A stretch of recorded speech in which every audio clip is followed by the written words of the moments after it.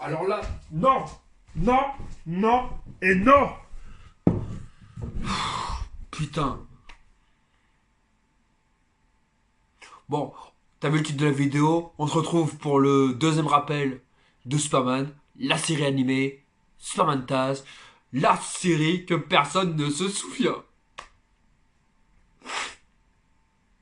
Alors, la série qu'il y a entre Lois et Clark, la seule série de Superman, la dernière, il n'y en a pas eu d'autres.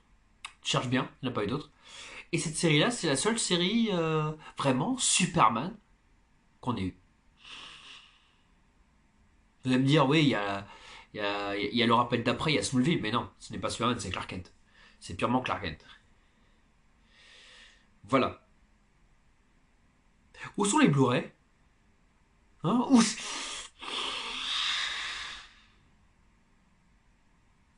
Batman, il a droit à des cassettes.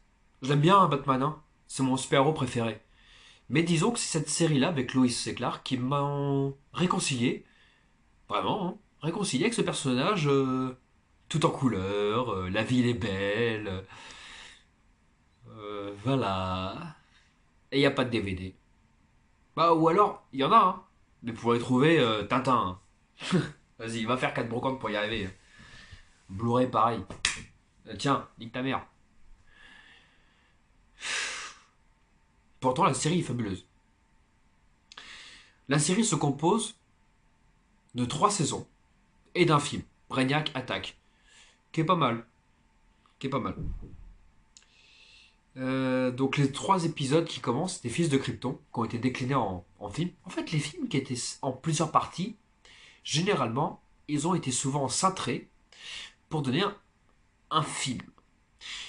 Comme exactement les 4 épisodes un peu world finest, avec Batman et Superman qui se rencontrent pour la première fois, avant de créer la Justice League pour former réellement le Teamverse. Avant, il n'y avait pas réellement de Teamverse. À l'époque de Batman, qui était tout seul, bah, j'ai envie de te dire bien sûr. Ensuite, ils ont vu le succès. Ils ont demandé à Bruce Timm, s'il te plaît, crée-nous une autre série animée. Avec Superman. Oui, donc dans les comics, Batman est né grâce à Superman. Et dans le dessin animé, Superman est né grâce à Batman. Ils ont inversé. Voilà. Et ensuite, il y a eu Static Shock, il y a eu la Justice League Unlimited. Il n'y a pas eu Green Lantern, il n'y a pas eu Wonder Woman, il n'y a pas eu Flash, parce que la Warner Bros. Leur dit, voilà, voilà les autres super-héros, on s'en bat les couilles. N'importe quoi. Vous avez raté du bif, mais allez, la Warner. Je suis pas le premier, je suis pas né à penser du mal de vous, surtout après BVS et Justice League. On va pas commencer à parler, ça va m'énerver. Alors, c'est quoi ça? Grenache rosé pour la tartiflette. Ouais, on verra ça. On est au mois de janvier, on verra ça.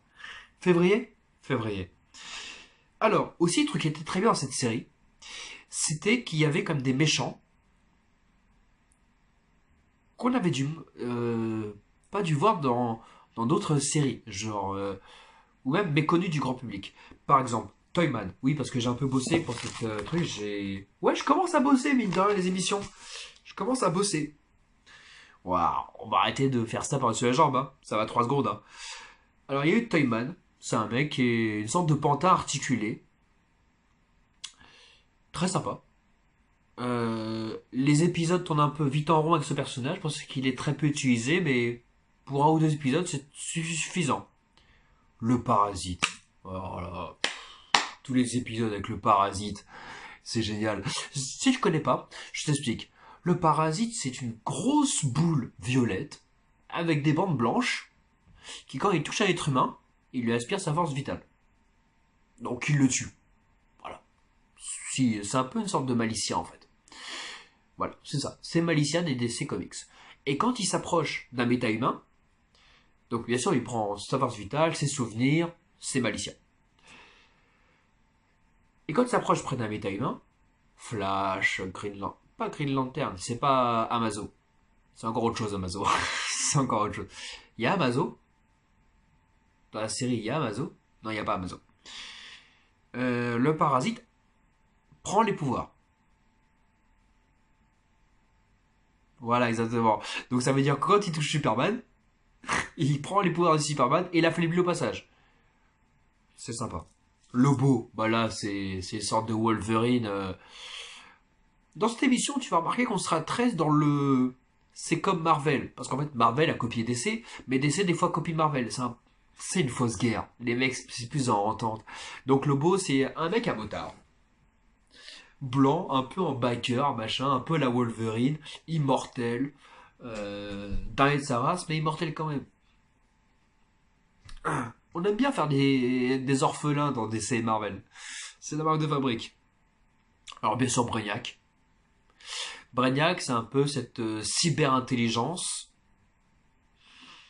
qui, euh, qui son délire, c'est d'arriver sur une planète, de prendre le savoir emmagasiné par le peuple, on va dire, par la forme d'intelligence, s'il y en a une, on va dire, comme nous on la conçoit, les Kryptoniens, les Asgardiens, bon, les Asgardiens c'est Marvel, mais voilà, et nous bien sûr, de prendre la ville, une ville qui est à peu près la plus au point, donc la nôtre ce serait Métropolis et eux c'est les Kryptoniens c'est Kandor, et de l'emprisonner. Donc il a plein de villes comme ça, etc. Electra, non, pas celle de Marvel, pas celle de Daredevil.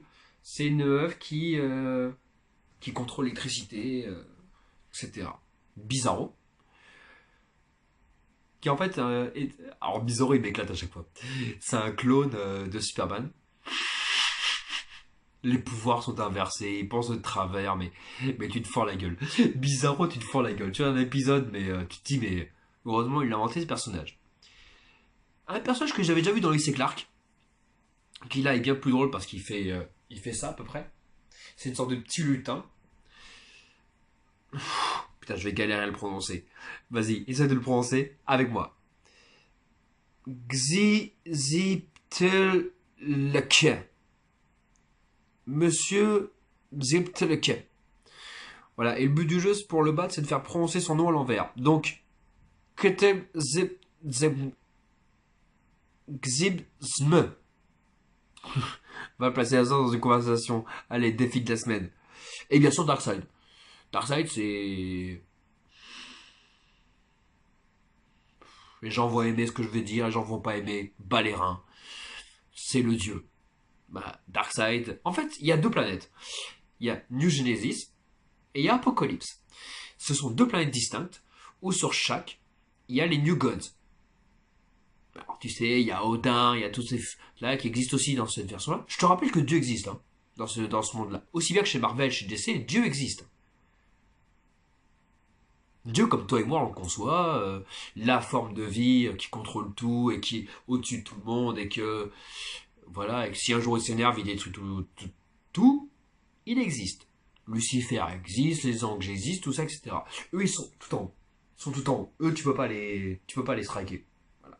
En fait, tout ce qui est biblique, en fait, il faut savoir une chose, c'est que tous ceux qui ont créé les comics, Stan Lee, Joel Schuster, Steve Ditko, ils ont des origines hébraïques. C'est des juifs la plupart. Donc, ce n'est pas surprenant que tu vois des similitudes entre Superman, Moïse, Jésus, même Kalel. Tu sais ce que ça veut dire? Ça veut dire envoyé de Dieu.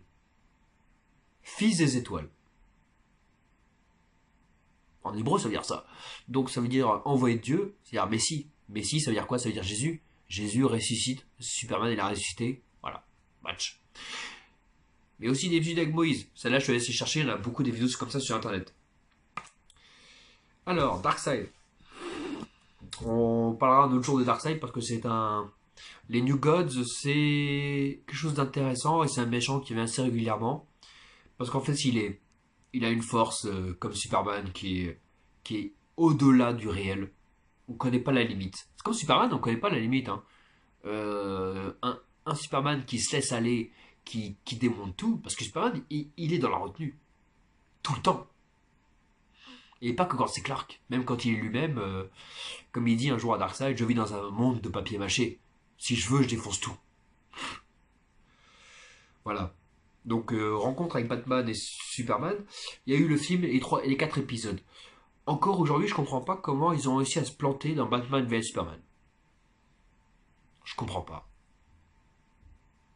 Ce film était. Le dessin animé est parfait, ils ont réussi à faire de la merde.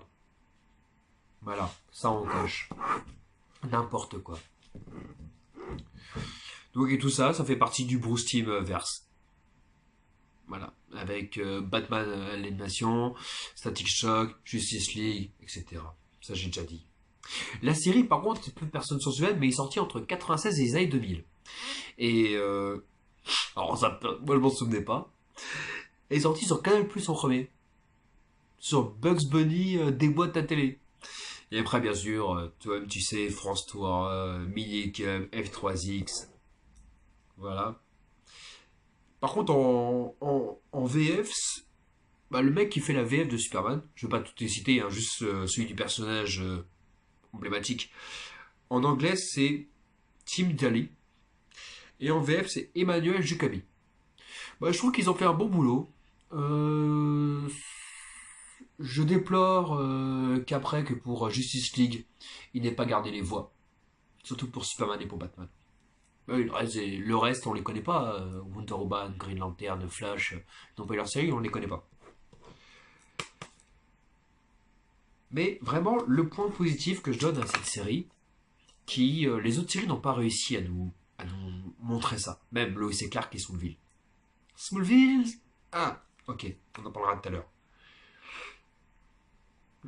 Dans l'ambiance, aussi bien que le miroir Gotham, Metropolis, l'ange de Metropolis, etc. Lex Luthor, qui est magnifique. Ah, Lex Luthor, c'est le vrai. Très proche des comics. Et quand je veux dire par là, des bons comics. Pas, parce que après on peut... Même chez les comics, hein. Même dans le comics, hein. Tout n'est pas bon. Bah, on aime croire qu'il n'y a que des mauvaises adaptations d'un truc sacralisé. Dragon Ball, Naruto, Batman, Superman, Tintin. Il y a des mauvais albums de Dragon Ball, hein. Il y a des arcs entiers, même dans Z, même dans l'original, il y a des arcs entiers où on se fait chier et qui ne servent à rien et on aurait pu couper. Mais vraiment, ce que j'adore dans cette série-là, c'est la différence de luminosité qu'ils ont réussi à faire. On avait quitté une série lugubre as fuck, Batman TAS, la série animée, où le ciel était rouge, le ciel était noir, bref, c'est dégueulasse. Franchement, t'aurais pas aimé vivre. Je sais pourquoi t'aurais aimé vivre à Gotham, c'est pour croiser Batman. Mais je vais te raconter une histoire.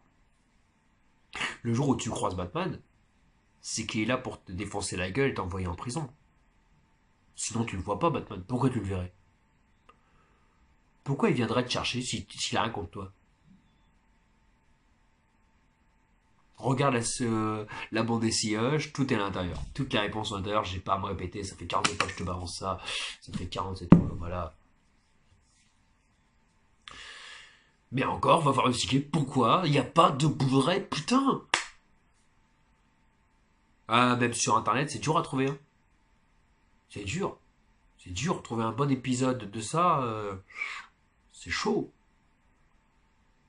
Et encore, tu vas le trouver dans quelle qualité? Hein? Un vieux DVD RIM qui est passé sur France 3 il y a 10 ans, qu'un mec avait une cassette et il l'a transféré sur internet? En téléchargement illégal? C'est ça que tu veux? Ah! Un bon épisode sur iTunes, en Blu-ray. C'est dur à faire. Qu'est-ce qu'il y a, vous avez brouillé les bandes ou quoi? C'est comme le fantôme gris dans Batman, t'as brouillé les bandes? Non, c'est pas ça. Le Warner Bros, vous vous en battez les reins de Superman. Vous en battez les reins. C'est l'emblème de tous les super-héros. Un mec sur deux, et quand il achète un t-shirt de super-héros, c'est pour avoir un S sur la poitrine. Mais non, on vous bat les reins. Il n'y a pas de jeux vidéo, il n'y a pas de série animée iconique. On l'a pas en DVD. Il n'y en a pas une nouvelle alors que là, maintenant, ça fait 20 ans qu'elle est sortie. Et personne s'en souvient. J'ai l'impression que tout le monde est passé au neuralizer. C'est quoi ce délire? Alors que le générique, excuse-moi, hein, je vais te le mettre, hein. Le générique, il était fou, hein. Des fois, je me demande, mais comment on fait pour avoir des génériques comme ça de notre époque, alors qu'aujourd'hui, tous les dessins animés, c'est de la merde. C'est un autre sujet.